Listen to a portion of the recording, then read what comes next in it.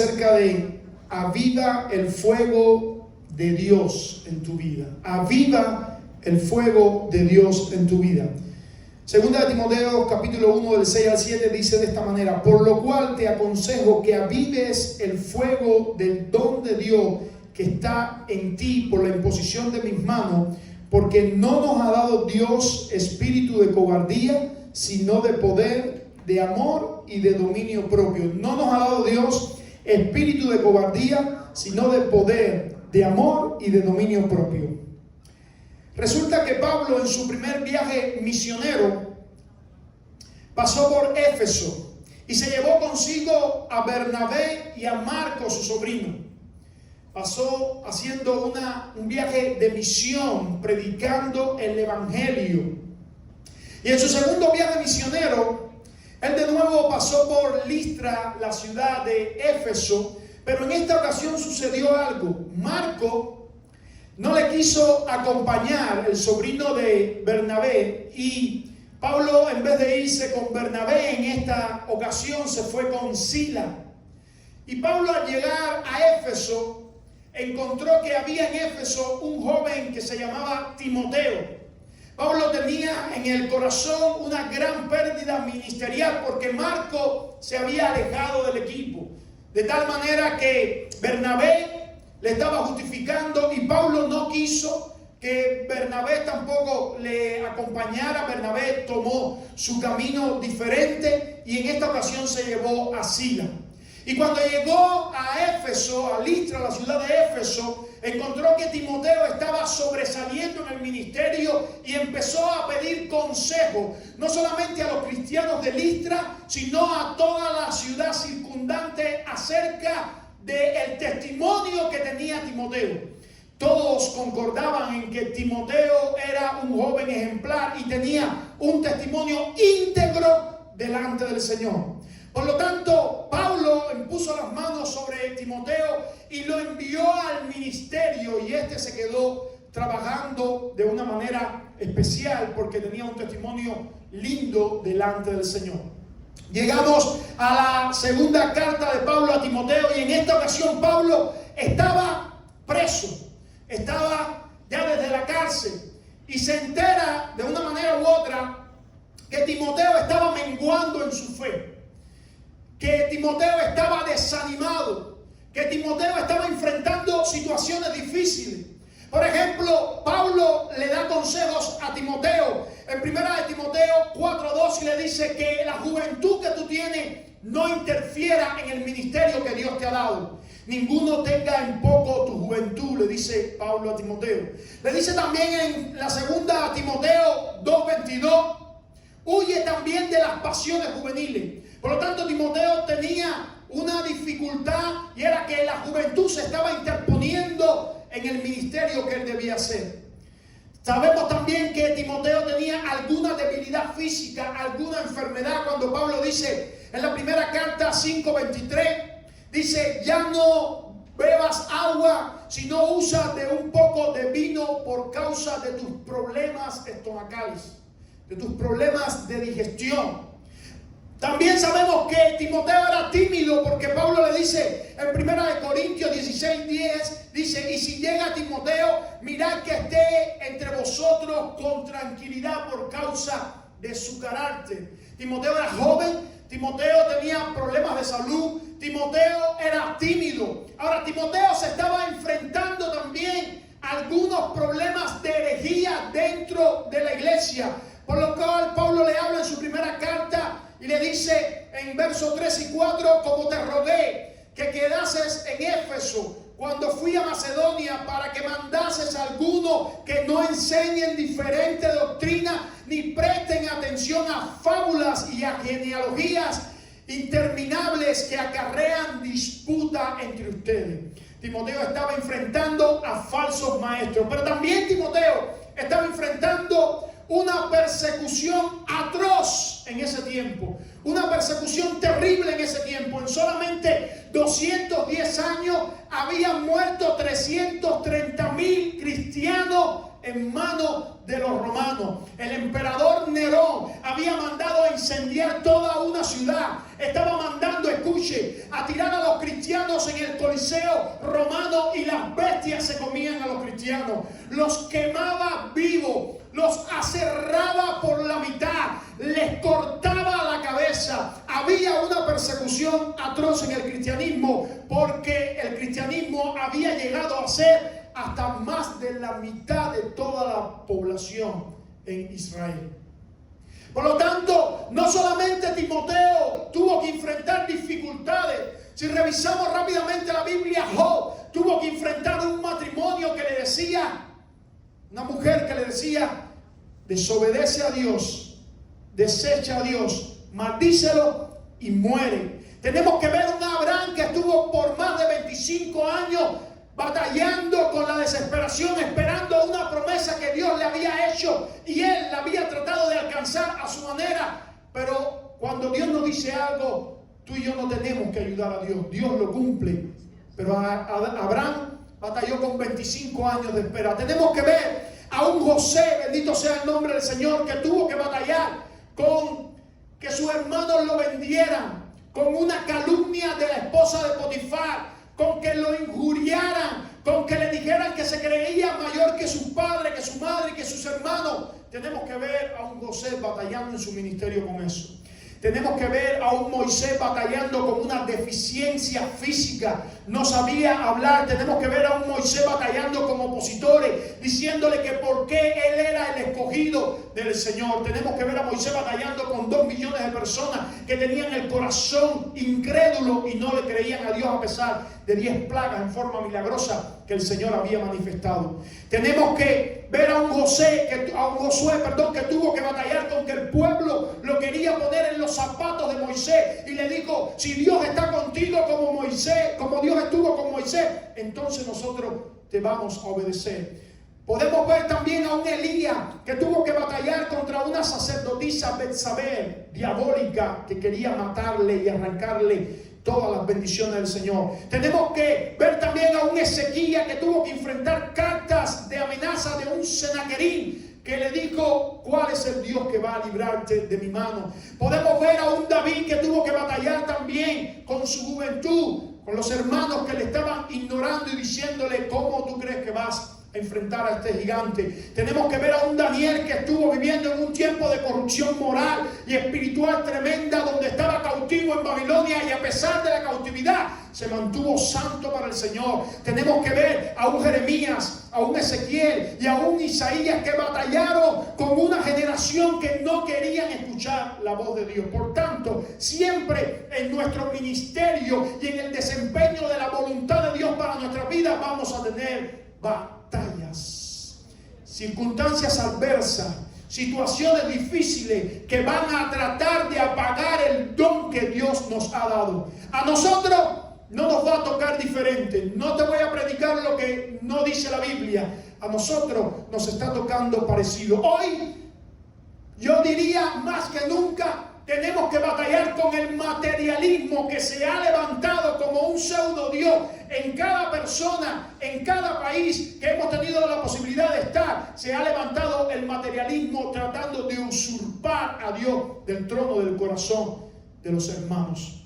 Hoy las personas pasan más tiempo en su trabajo que con su familia. Hoy las personas pasan más tiempo en su trabajo que en el ministerio. Hoy las personas pasan más tiempo en su trabajo que con su matrimonio, con sus hijos. La ciencia se ha avanzado de una forma sorprendente. Hoy la ciencia, la tecnología y está esclavizando la raza humana, y no es diferente para aquellos que tienen un llamado, un ministerio de parte del Señor. Y la ciencia, de una manera inigualable, está pagando el don de Dios en cada persona que ha sido llamado para la extensión del reino de Dios. Hoy no me voy a atrever a decir una cifra, pero muchos cristianos pasan más tiempo delante de un teléfono, de un televisor y de una computadora que teniendo relación con Dios.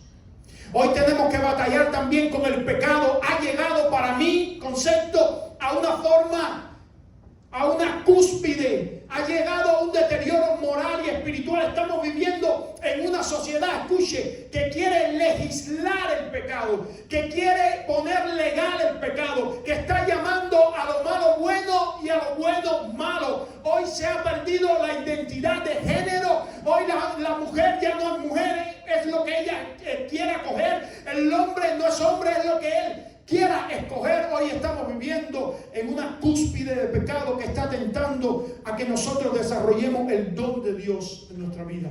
Hoy nos estamos enfrentando a una crisis económica que está haciendo colapsar aún a las mayores potencias del mundo. Estamos viviendo en la mayor potencia del mundo y usted puede ver cómo se está tambaleando por la crisis económica que hay. Hoy la apostasía se ha inoculado dentro de la iglesia y se está haciendo mercadería del evangelio en muchas iglesias, donde se vende literalmente la palabra de Dios, se vende las bendiciones de Dios, se vende lo que el Señor ha dado gratuitamente, lo que el Señor ha dado por medio de Jesús, por medio de la gracia, la gracia es el regalo de Dios. Tristemente, hay muchas iglesias, o que se hacen llamar iglesias, que están teniendo mercadería del evangelio.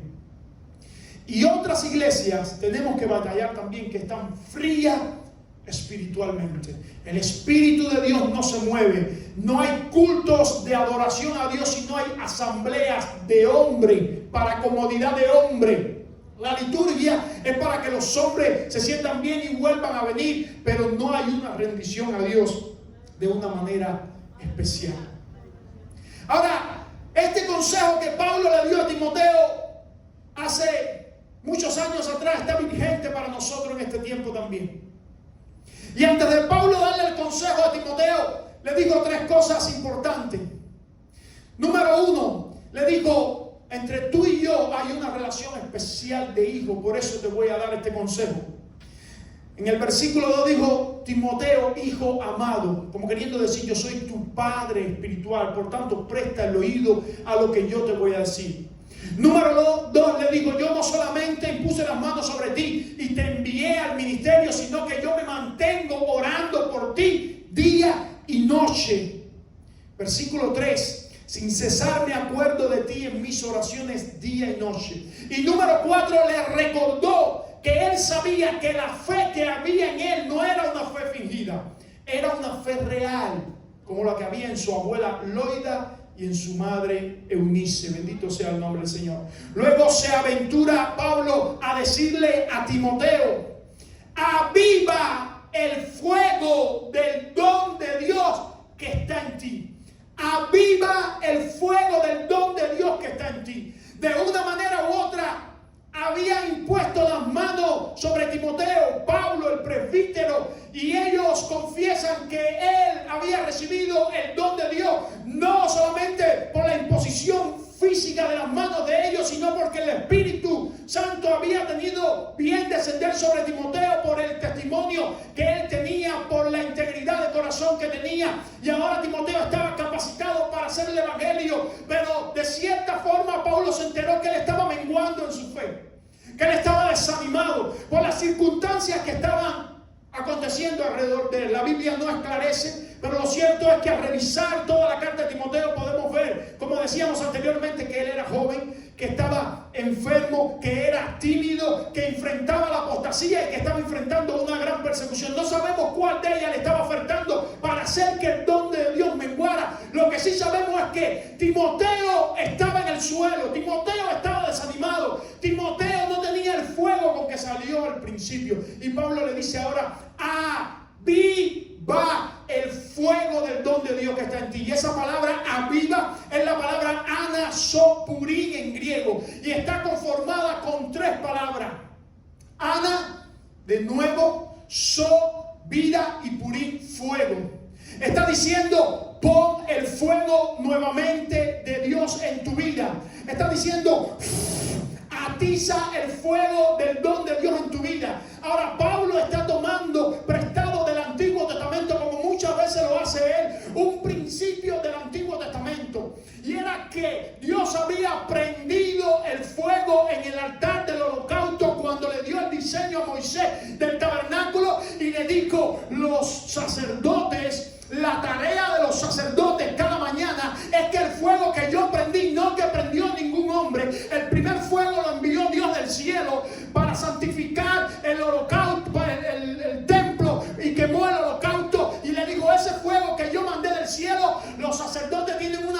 aparecer. Y yo se la quiero leer literalmente. Y el sacerdote se pondrá su vestidura de lino y vestirá calzoncillos de lino sobre su cuerpo. Y cuando el fuego hubiere consumido el holocausto, apartará él las cenizas de sobre el altar y las pondrá junto al altar. Después se quitará su vestidura y se pondrá otra ropa y sacará la ceniza fuera del campamento a un lugar limpio. Y el fuego encendido sobre el altar no se apagará, sino que el sacerdote pondrá en él leña cada mañana y acomodará el holocausto sobre él y quemará sobre él la grosura de los sacrificios de paz. Y el fuego arderá continuamente en el altar. Nunca se apagará. El trabajo del sacerdote era levantarse por la mañana, tomar las cenizas que estaban inhibiendo el fuego, porque las cenizas lo que hacen es que apagan el fuego, las sacaba, las limpiaba, y dice que cogía la ceniza, la llevaba fuera del campamento y la ponía en un lugar limpio y añadía leñas al altar para que el fuego no se apagara. De cierta manera, las cenizas en nuestra vida es todo lo que está impidiendo, inhibiendo que el fuego de Dios arde en nuestra vida. Yo no sé qué es lo que está impidiendo, como tampoco Pablo sabía qué era lo que estaba impidiendo que el fuego del don de Dios ardiera en Timoteo. Yo no sé si en ti es la carga de mucho trabajar. Yo no sé si en ti es la mucha responsabilidad que tienes por tu familia. Yo no sé si en ti es la falta de ejecutar el servicio en la casa del Señor. Yo no sé si es que tienes problemas matrimoniales. Yo no sé si es que tienes problemas con tus hijos. Yo no sé si es que los sueños que tú has querido para ti no se han realizado. Yo no sé qué es. Si no te sientes en una iglesia o en un culto como te sentías en tu país, no sé qué cosa es, pero lo que sí te digo algo: la palabra de Dios es constante para ti hoy y para mí. Aviva el fuego del don de Dios en tu vida. Y escuche, la palabra aviva quiere decir que no se había apagado. Todavía estaba el fuego del don de Dios en Timoteo. Y en muchos de nosotros todavía está el fuego del don de Dios. Lo que la llama está bajando. Hay un peligro que la llama está cediendo, que ya no arde con la misma intensidad. Tú y yo debemos avivar el fuego del don de Dios. Tú y yo debemos Ana Sopuri. Debemos ponerle leña, debemos avivarlo, debemos hacerlo arder. Bendito sea el nombre del Señor. Timoteo no podía sacar de su propio espíritu las fuerzas necesarias para avivar el don de otro modo que al echar mano del poder que imparte el propio Espíritu Santo de Dios en su vida. Tú y yo no vamos a poder avivar nosotros mismos el fuego. Tú y yo dependemos totalmente del Espíritu Santo de Dios. La Biblia nos habla que cada uno de nosotros tenemos uno o más dones. Aquí no hay nadie que no tenga don del Espíritu. Todos aquellos que nos hemos entregado al Señor tenemos uno o más dones. La palabra lo dice, Efesios 4:8 y 1 Corintios 12:7. Por lo cual dice, subiendo a lo alto, llevó cautiva la cautividad y dio dones a los hombres. No a un grupo, dones a los hombres. Pero a cada uno les es dada la manifestación del Espíritu para provecho. Pero a cada uno les es dada la manifestación del Espíritu para provecho. Encontramos en la palabra del Señor 21 dones. Los dones de liderazgo. Efesios 4 del 11 al 12. Maestro, profeta, evangelista, pastor y apóstoles. Dones de revelación, 1 Corintios 12, 8 y 10. Palabra de ciencia, palabra de sabiduría, discernimiento de espíritu. Dones de operación, 1 Corintios 12 del 9 al 10. Fe, sanidad y milagro. Dones de expresión, 1 Corintios 12, 10. Profecías, lengua, interpretación de lengua. Dones de servicio. Romanos 12, 7 del 8 al 28. Servicio, ayuda, administración, exhortación, enseñanza, generosidad, hacer misericordia. Por tanto, nosotros tenemos uno o más dones. Y Dios nos está diciendo, aviva el fuego del don de Dios que está en ti. Porque yo lo puse para que tú trabajes para mí. Avívalo. ¿Qué debemos hacer, pastor? Número 1, descubrir el don de Dios. ¿Cuál es el don de Dios que yo tengo? El don de Dios yo lo puedo descubrir cuando yo me deleito haciendo algo, me gusta hacer algo, pero al mismo tiempo otras personas reconocen que lo que yo hago sirve de bendición para el Señor. Hay personas que les gusta hacer algo, pero otras personas no reconocen el talento que tienen. Una vez que yo descubra el don de Dios en mí, yo debo prepararme. Hay personas que descubren que tienen un don y lo ponen rápido al servicio sin prepararse, sin entrenarse, sin adiestrarse. Yo necesito estudiar, aprender, prepararme, adiestrarme en el don de Dios. Y número 3, yo necesito poner mi don a trabajar para el servicio de Dios, no para quedar bien con el pastor, no para quedar bien con los hombres, no para tener una remuneración de parte de los hombres, un reconocimiento de parte de los hombres. No, le voy a decir para qué. Para cuando estemos delante de la presencia del Señor, le podamos dar cuenta a Dios de lo que Él nos ha dado, porque, hermano, vamos a tenerle que dar cuenta a Dios de cada cosa que Él nos ha dado en esta tierra. Lo que Dios te ha dado no es para que lo exhibas como un monumento propio, es para que lo uses como para la extensión del reino de Dios. Yo avivo mi don con las disciplinas espirituales. Yo necesito orar. Hay personas que pasan más tiempo viendo cortos que orando. Hay personas que pasan más tiempo viendo la televisión que leyendo la Biblia. Hay personas que pasan más tiempo jugando a computadora que teniendo comunión con Dios. Así el don se va a apagar, no se va a avivar. Yo necesito ayunar, yo necesito crucificar este cuerpo, yo necesito mi carne crucificarla y dejar que mi espíritu crezca, mi espíritu avance. Yo necesito alabar y adorar a Dios desde el fondo de mi corazón. Yo necesito congregarme en la casa del Señor para adorar al Señor en espíritu y en verdad. Ahora Pablo le hace como un reclamo negativo diciéndole: Dios no nos ha dado espíritu de cobardía. Dios no nos ha dado espíritu de miedo. Ahora me llama la atención cómo Pablo se incluye en la oración. Porque Pablo no le dice Dios no te ha dado, no, Pablo se incluye y le dice Dios no nos ha dado ni a ti ni a mí espíritu de cobardía. Porque escucha esto, yo te estoy aconsejando, yo te estoy animando, yo te estoy enseñando desde la cárcel, yo te estoy enseñando desde la prisión. Tú estás libre y estás desanimado, y yo estoy en la cárcel y estoy animado. Escucha de qué Dios me ha librado y no tengo temor. En azotes, dice Pablo, sin números, en cárceles más, en peligro de muerte muchas veces. De los judíos 5 veces he recibido 40 azotes menos 1. 3 veces he sido azotado con vara, 1 vez apedreado, 3 veces he padecido naufragio, 1 noche y 1 día he estado como náufrago en alta mar, en camino muchas veces, en peligro de río, peligro de ladrones, peligro de los de mi nación, peligro de gentiles, peligro en la ciudad, peligro en el desierto, peligro en el mar, peligro entre falsos hermanos, en trabajo y fatiga, en muchos desvelos, en hambre y sed, en muchos ayunos, en frío y en desnudez, y además de otras cosas, lo que sobre mí se agolpa cada día, la preocupación por todas las iglesias.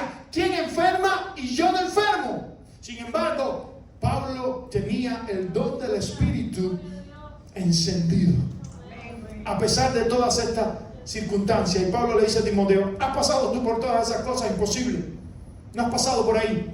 Sin embargo, yo mantengo el don del Espíritu avivado. Dios no nos ha dado a nosotros espíritu de temor. El espíritu de temor hace algo, te paraliza.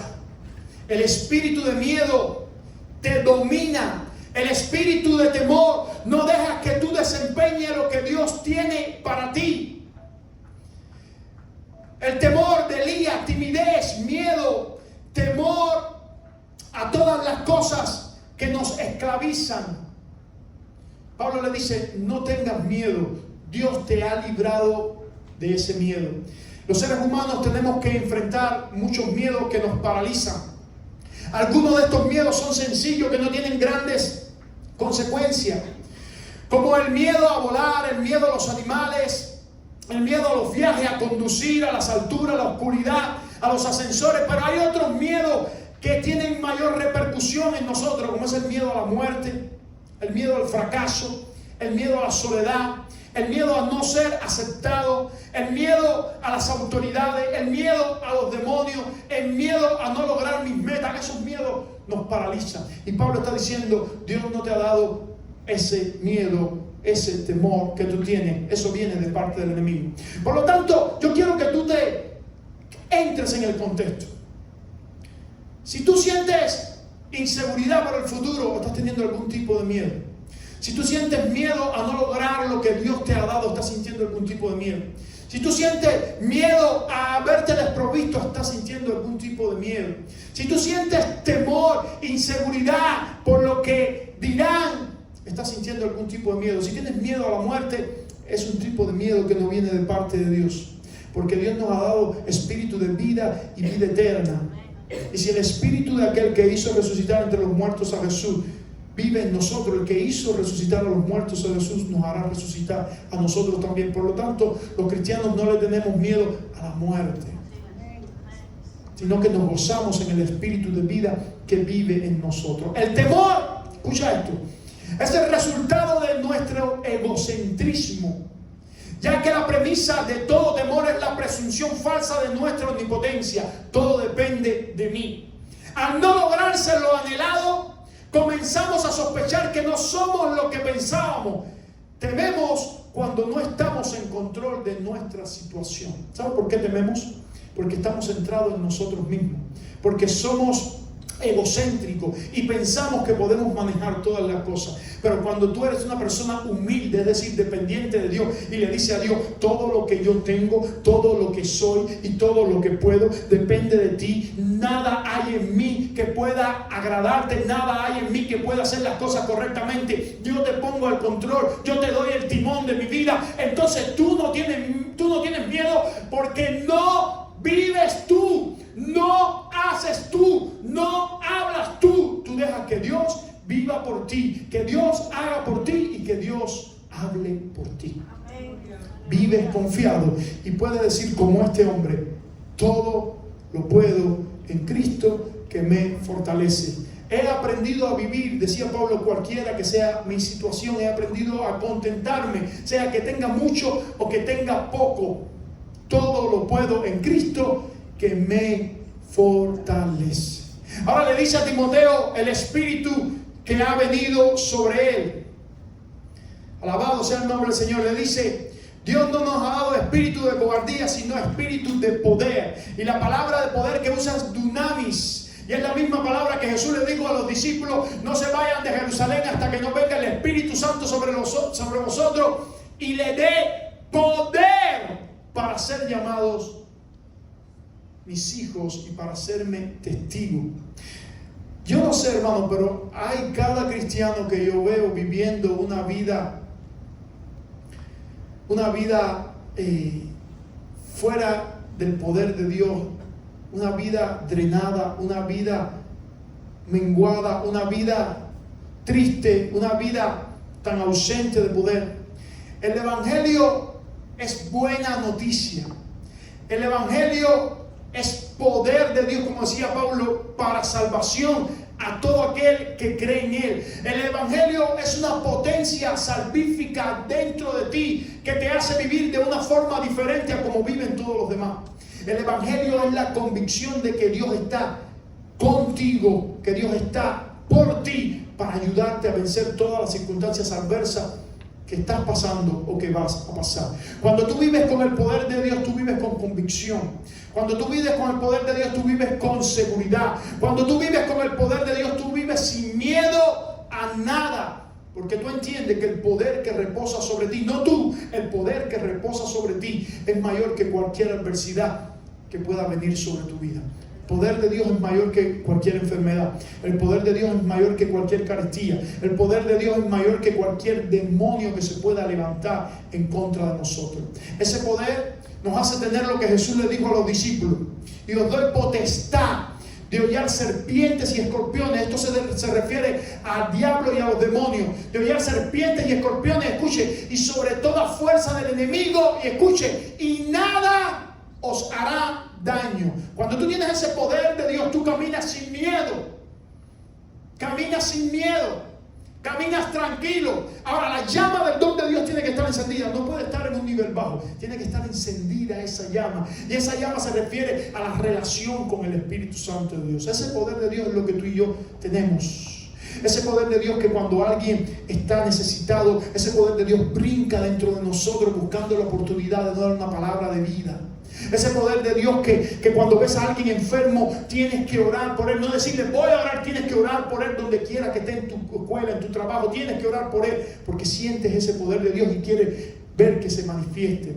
Ese poder de Dios se transmite a tu familia, se transmite a tus hijos, se transmite a tu matrimonio.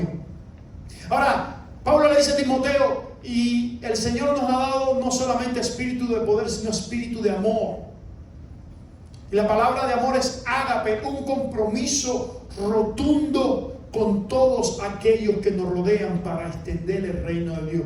Pablo estaba a punto de partir del escenario de la vida y quería dejarle el batón al joven Timoteo y decirle: Dios te ha dado espíritu de amor. Tú no puedes concentrarte en tus propios planes, no puedes concentrarte en tu propia vida. Tú tienes que ver que hay muchas personas que te rodean que necesitan que tú les ministres la palabra de verdad, que les ministres el Espíritu Santo, y para eso yo necesito entregarte el batón, que tú puedas usar ese espíritu de amor, de compasión por todos aquellos que se están perdiendo. Nosotros muchas veces nos pasa como a Timoteo, ha bajado tanto la llama del Espíritu en nuestras vidas que lo único que podemos mirar es hacia nosotros mismos. Para donde quiera que miramos, no vemos a nuestro prójimo, no vemos la necesidad de nuestro prójimo, nos vemos a nosotros mismos.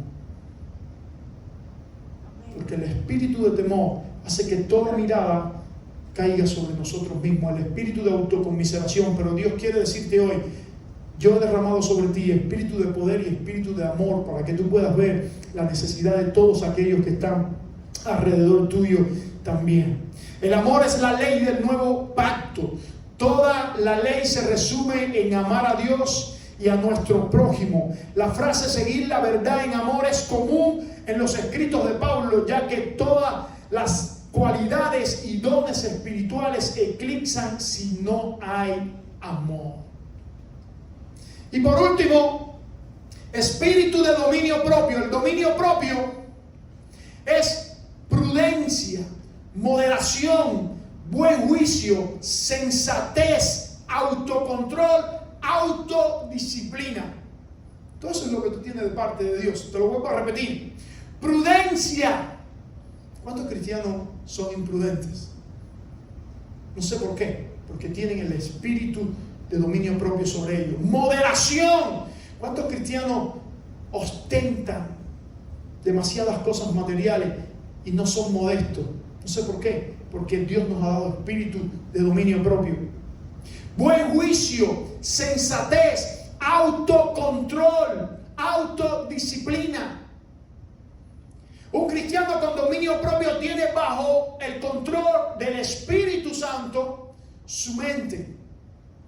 A pesar de que pasan miles y miles de pensamientos por su mente, él puede controlar con el dominio propio que el Espíritu le ha dado, porque el dominio propio es un fruto del Espíritu, o es una de las características del fruto del Espíritu que se describe en Gálatas capítulo 5 del 22 al 25 como la templanza.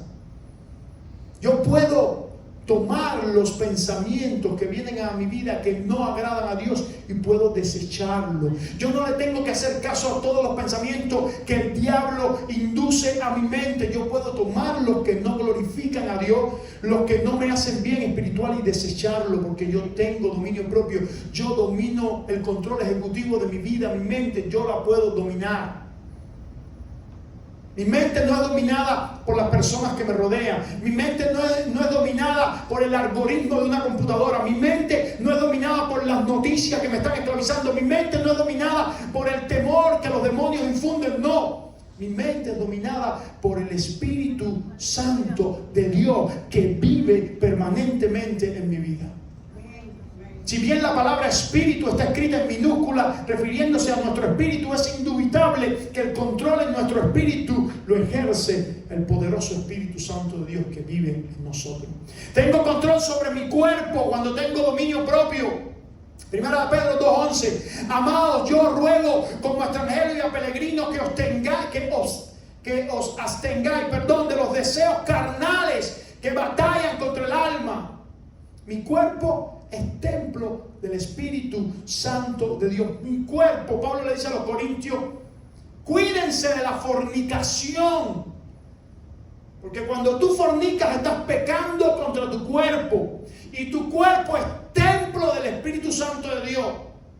Nosotros tenemos que cuidar este templo porque aquí mora el Espíritu Santo de Dios en nuestra vida.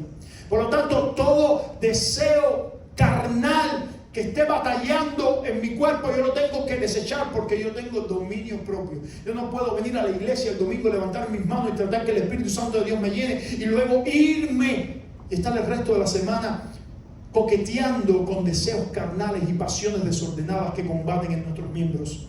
No lo puedo hacer. Y yo tengo dominio propio sobre mi lengua también, sobre las palabras que digo.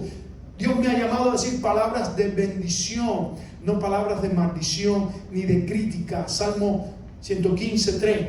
El que no calumnia con su lengua ni hace mal a su prójimo. Cada vez que usted se encuentre a sí mismo hablando mal de alguien, no hay justificación. No hay justificación para hablar mal de nadie. Ni así usted tenga la razón o la circunstancia le dé la razón. No practique el hablar mal de nadie, porque usted y yo no estamos puestos aquí para ser juez. El juez es uno solo y está en el cielo. Y le vamos a tener que dar cuenta un día a él, pero ninguno de nosotros está como juez. En algún momento Dios nos pone para reprender al hermano, para exhortarlo y para animarlo. Hagámoslo, pero con amor, diciendo la verdad con amor. Pablo usa una combinación de amor y verdad, porque la verdad sin amor es tirana y el amor sin verdad es hipocresía. Pablo nos llama a tener un equilibrio entre amor y verdad.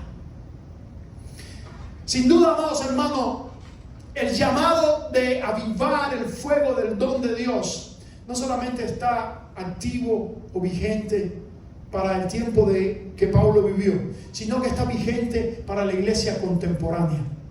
Como mismo Timoteo había recibido el don de Dios y estaba prendido en el Espíritu, y los embates del ministerio fueron apagando ese don, la iglesia contemporánea está igual. Recibió el día de Pentecostés el fuego del Espíritu Santo, salió con tanto ardor y pasión en el Espíritu que la mitad del imperio se convirtió al cristianismo. No les importaba ser cerrados a la mitad, no les importaba ser degollados, no les importaba ser ahorcados, que la cabeza se la cortaran como Pablo, no les importaba ser quemados, no les importaba nada, porque el fuego del Dios ardía en ellos. Pero hoy la iglesia contemporánea ha dejado menguar la llama del Espíritu Santo en nuestras vidas y estamos paralizados por el temor que nos está ocupando.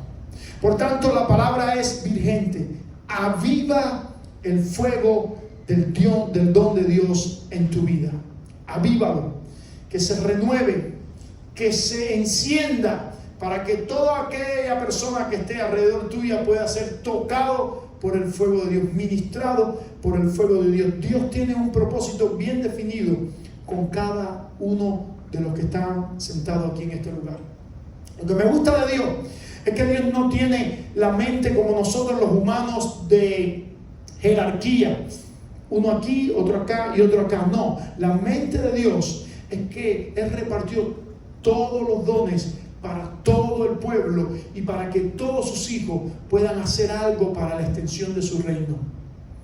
Pablo lo decía de esta manera: los miembros de menor honra Dios los viste con mayor honra. ¿Para qué?